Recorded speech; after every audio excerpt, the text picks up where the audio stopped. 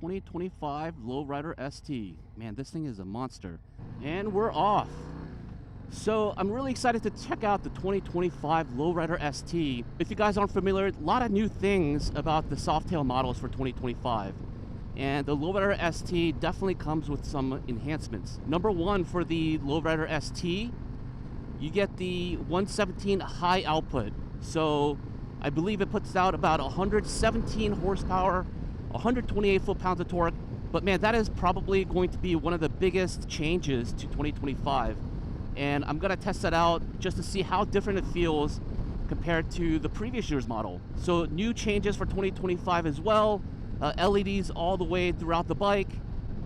You also have somewhat retuned suspension, front and rear, from what I hear. So one of the other great things about the 2025 Softails is that now all of the 2025 Softails come with those rider safety enhancements that typically you would find on the baggers, on the Road Glide, the Street Glide. They now come with, you know, the drag torque slip control, the cornering slip control, and all of that stuff, all in the 2025 Softail models. So really big improvements to the Softail line this year. Another thing to note for the 2025 Lowrider ST is just the availability of different color options, chrome trim especially. And I am on this blue Lowrider ST with the chrome, which looks awesome. So it's just something new, something different to look at. I really do like this blue and chrome color scheme that the Lowrider ST has going for it. I think it just looks fantastic. There's probably some other enhancements or upgrades to the 2025 Softails. You know, worth noting, the USB-C charger, things like that. I believe there's a port in the seat, under the seat, for heated gear. So a lot of little thoughtful changes to the 2025 Softail models. But really, for this demo, I'm really interested in testing out like the 2025 117 high output motor, because to be honest with you, this is probably going to be the fastest bike in the Softail lineup, but it's definitely going to be one of the fastest motorcycles from Harley-Davidson. One of the other things to note here is that because it's got the new upgraded electronics, it's going to come with different riding modes. It's going to come with road mode. It's going to come with sport mode. Woo! Oh my gosh. It's going to also come with rain mode. So it's going to come with rain mode, road mode, and sport mode. I'm on the road mode right now, or I guess their standard mode. At some point during this demo, I'm going to flip it over to sport mode and see what changes that brings about for the bike.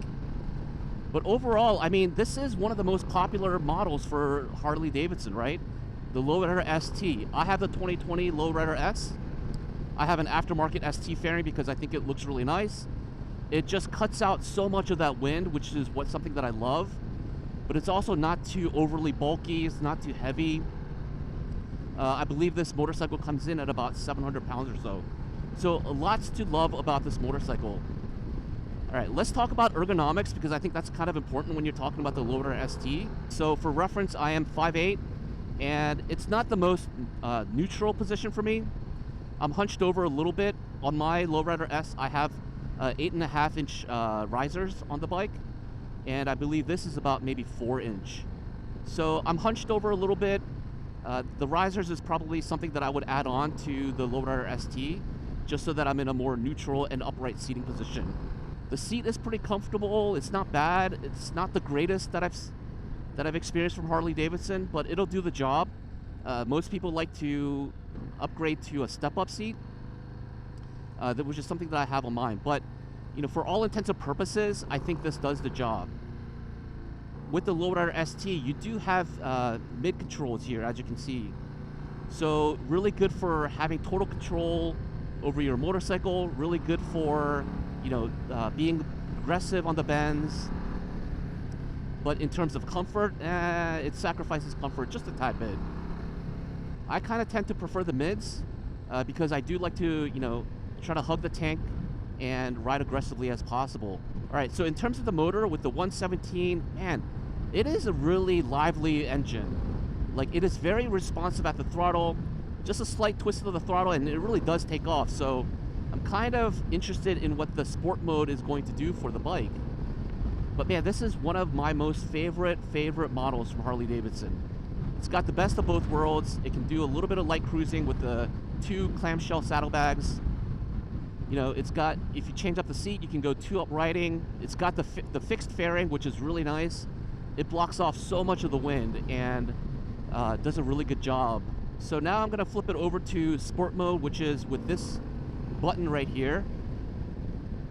All right, sport mode engaged. Okay, so right away, the throttle feels a lot more sensitive. Whoa. Yo, this sport mode is no joke.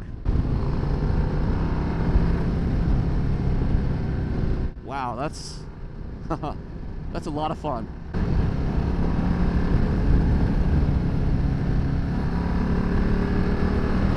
Woo-hoo! Oh my gosh, that is so fun.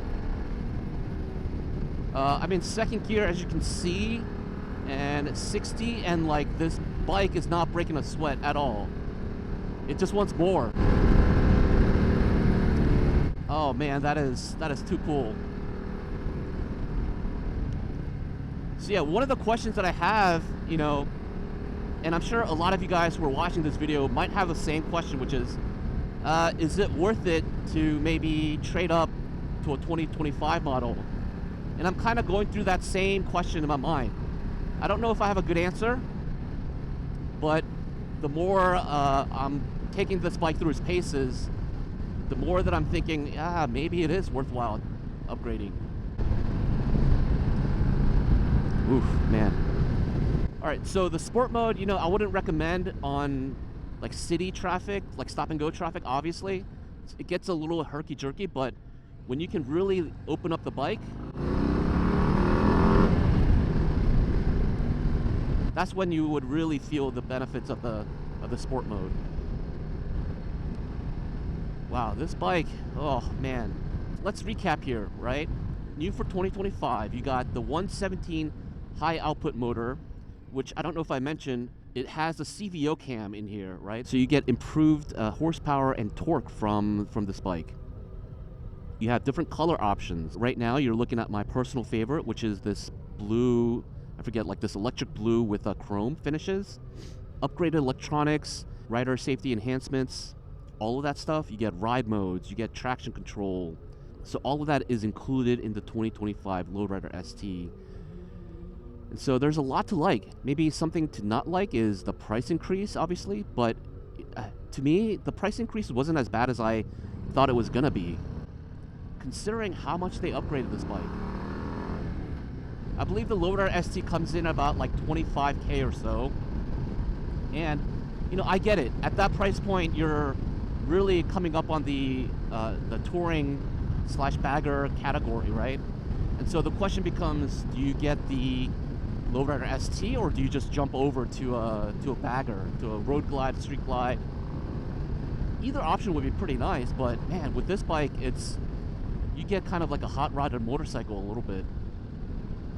With the 2025 Lowrider ST, it now comes with a 2-to-1 exhaust, which allows for the even-sized bags on the back, right? One of the big knocks against the Lowrider ST the last couple of years was the saddlebags were uneven, or they were not the same size. But this year they made it right. If I'm being honest, this is what the Lowrider ST should come out as, like from the get-go. 117 motor, even-sized bags, lots of color options, cruise control, sport ride modes. This is the complete package, if you ask me. I am severely tempted to just swap my Lowrider S for this right now. The Lowrider ST does come with a 5-gallon tank, which is a decent fuel tank size. Get about like 200 miles, at least on mine. I believe the 2025 models, they did something different with the head so that it's a little bit more fuel efficient. So you might get a little bit more than 200 miles, but you know, it's enough, is what I'm saying. This demo ride is coming to an end. The time was short and sweet, but man, this 2025 Lowrider ST, it just checks off all of the boxes for me. I think it is the best softail model in the lineup. Performance oriented for sure. You got dual disc brakes, which I didn't mention, inverted forks. It has everything. Rider safety enhancements. It's got one of the biggest motors that Harley Davidson offers in the 117 with the now high output variant. What's not to like? Woo. Oh yeah. Give it to me. Yo, this 117 high output with the sport mode. Woo, man. I've never felt anything like that on a Harley. Oh my gosh. And I have a 114 with a stage 2, and this, I think this blows it out of the water, unfortunately. Oh my gosh. Just one of the best bikes that Harley has to offer. Do yourself a favor, check this bike out. You will not be disappointed. You will not be disappointed.